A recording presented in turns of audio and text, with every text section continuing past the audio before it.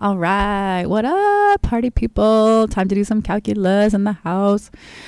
So, we are on 6-2, integration by substitution. This is another skill-based lesson, not so much conceptual as it is skill-related. All right, let me just break down what it is. And some of the homework problems or classwork problems that we'd been working on where you're like, how are we supposed to do this? I'm like, oh, you haven't learned that yet? This section will get to that and you'll realize that it was really easy. It's just I wanted to wait till this section to show you how. Okay. Basically what substitution method is, and by the way, now that we've done this section or are going to do this section, this method will pop up at any time, at any place. So you just have to be prepared to use it. This is basically when you use a change of variables. Okay, so we're changing variables to turn an unfamiliar integral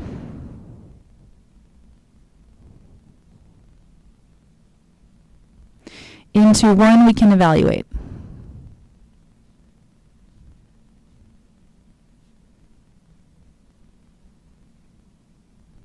And this is often referred to as U substitution. Because you guessed it, we're going to be using U as our new and improved variable.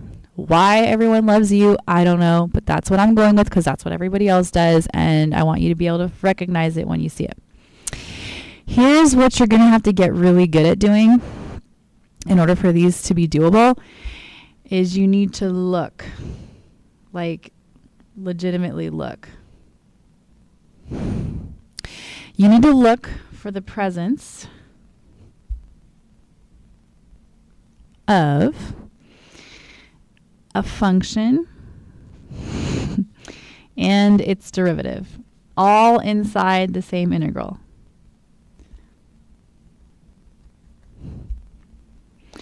That doesn't make sense to you now, but I'll point it out as we're doing the problems because sometimes you're not going to know which one to call U.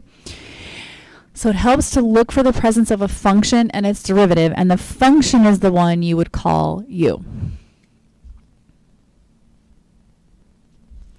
And actually it could also be a multiple of its derivative as well. Like a number times the derivative. Okay. So there's steps involved. I'm going to tell you what they are right now. 4 of them, excuse me. Step 1 is you want to identify what U is. Really, that's the key, identifying U. From there follows the du and the dx, and you want to identify all 3. Second step is you substitute. Third step is you integrate. Fourth step, resubstitute. You know, they're really straightforward and not that complicated. The hardest part is identifying which one to make U. So that's where you look for the presence of a function and its derivative, and the function one would be the U. Or there's another way of doing this when you have definite integrals. Definite integrals, just as a reminder, are the kind that have an upper limit and a lower limit. So steps for definite integrals start off the same. You still need to identify the u, the du, and the dx. And then before you substitute, though, because there are upper and lower limits, you need to change the upper and lower limits to match the variable u instead of the variable x.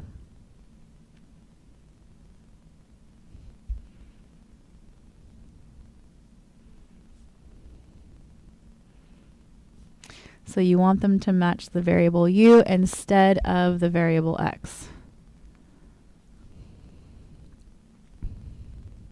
Third step then is you substitute. And then fourth step is you integrate.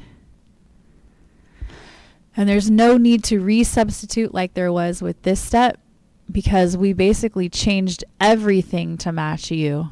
And we don't need to replace it back with x. We can just substitute and integrate. Okay, so let's start. So with example 1, we have 28 times the quantity 7x minus 2 to the third. We don't have a known antiderivative for 7x minus 2 to the third.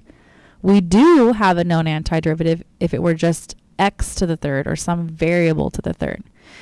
So here's where the u comes in. I want to let u be the 7x minus 2. This is kind of like our chain rule for integrals. That's really what this is. This is chain rule for integrals. So the blop that's inside the third power becomes my u. Okay, but then because this is dx, that also needs to change into du. So du is just the derivative of this with respect to x, so it's just 7, and then dx. But because I'm going to have to substitute, I have to get rid of the x's and make them u's, and I have to get rid of the dx and make it du. It helps to solve for dx.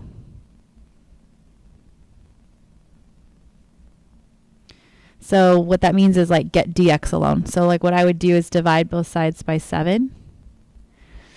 And then I'd have du divided by 7 is equal to dx. Hold on, that was like a really squished 7. There we go. And yeah, so that's that. So now I basically want to substitute. So this was the step 1. And then, hold on, let me just, I don't want that 3 and 4 to confuse you. Okay, so then step 2 would be to substitute. So I take the integral, the 28 is still there because that's just a number.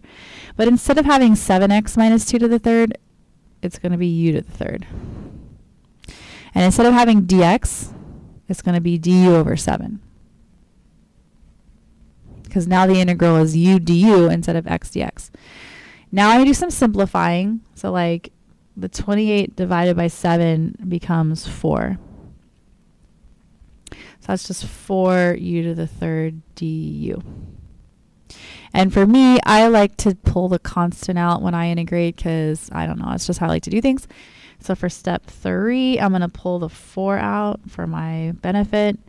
I'm going to use the formula, which says that that's u to the 4th divided by 4, the antiderivative formula, plus a constant. Those 4's are going to cancel. So it's u to the 4th plus a constant. And then last but not least, I resubstitute. So I shouldn't have any more u's left over. I should put back in what I called u, which was 7x minus 2. So this would be 7x minus 2 to the 4th plus a constant. And that's our final answer. Since this is an indefinite integral, there's no upper or lower limit of integration. I don't have to solve it. I just had to evaluate, like find what the antiderivative was. And then if you're not sure, like if you wanted to check and see if this really was the antiderivative, you could just find the derivative of this. Although I ran out of room. Here, let's do this on the back. So go to the back. And this is how we check our answer. You can check your answer by finding the derivative.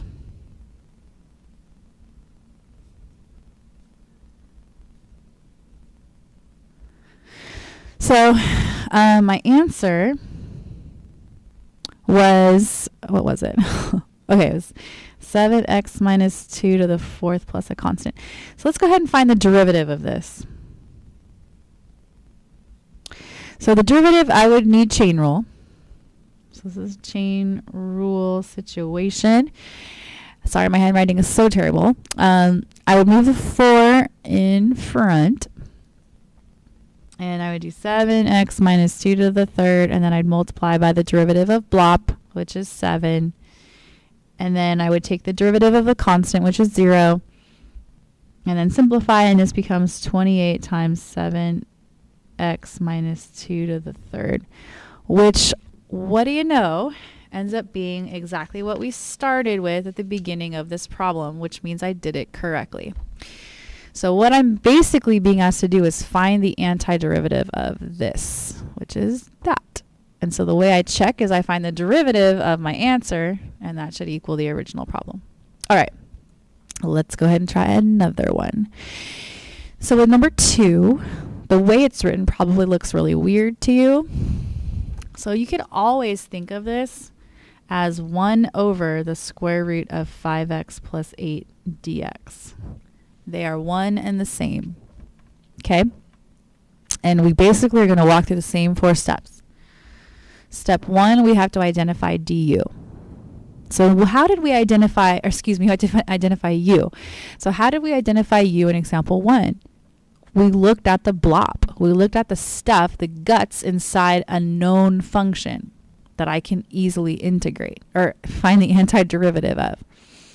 So this would be so much easier to do if it was like 1 divided by the square root of just x. But it's not. It's like 1 divided by the square root of stuff. So that stuff I'm going to call u.